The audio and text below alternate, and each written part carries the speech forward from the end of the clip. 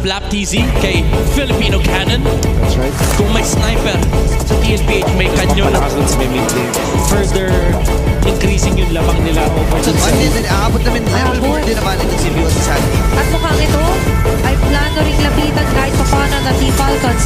As we mentioned earlier, hindi sila kakoni-comment even their own wins kasi palakasin yung forces nila kasi may follow-up continuous damage. Ayun na, face break and face crack. Buhay pa rin si JP. Nagamit niya ganyan. Uy, tumaw! Storm naman, sumama na ang lima sa mga miyembro dito ng CLCs. Gayon din naman ng Falcons. Pero mababa ng buhay. Flap and Feud, kalahati na kagad. Brilliance from Sanji. Kaya hahakin na yung pabong. Subukan ko na magkakataon. Meron pa siya po yung Dragon. Ayaw sumilip. Ayun na, Papa! Marco versus Marco. Sipa. Ay, kanya ikaw kumenta. Ibitata mga miyembro ng CL pero buhay pa rin. Kailangan mag-atrasan dito ng CL. Mababa naman ng buhay. Sanford na yung mapupuruan. Sabay. Iwan na kagad. Dalawa siya rito. Sa baba? Si Sanjay umaatras. Wala na Nakihit, bandang likod, JP na naman na mahuli!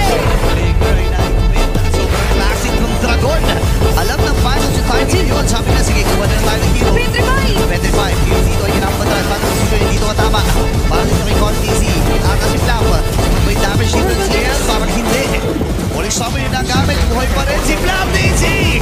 Nabitawan na rin yung best break. Ilan mga aspeto sa XP at pati sa delay. Ipit pa sila dito. Delikado at ang pwesto ng Team Falcons. Patay kagad si Owen. Kailangan ang matras dito ni Flap. Team Falcons, kompleto yung mga kits. They're just waiting for the perfect timing.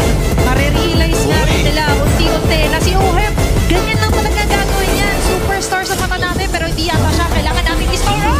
Ako delikado ata si Owen dito. Kailangan ng matras pero yung Dragon Form. Sabay pa likod. Ang magiging patayin. Patayin na naman si Owen.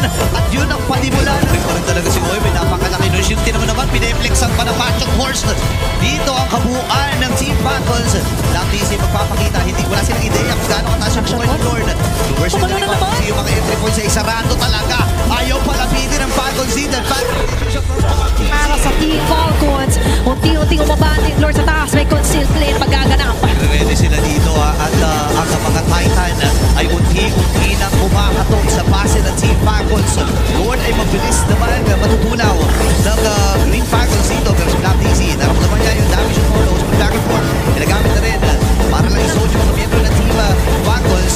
Kailangan nagiging target ng Fist Break ay nabitawan na rin dito ni Owen sa likuran na magiging target. Trigger from Owen.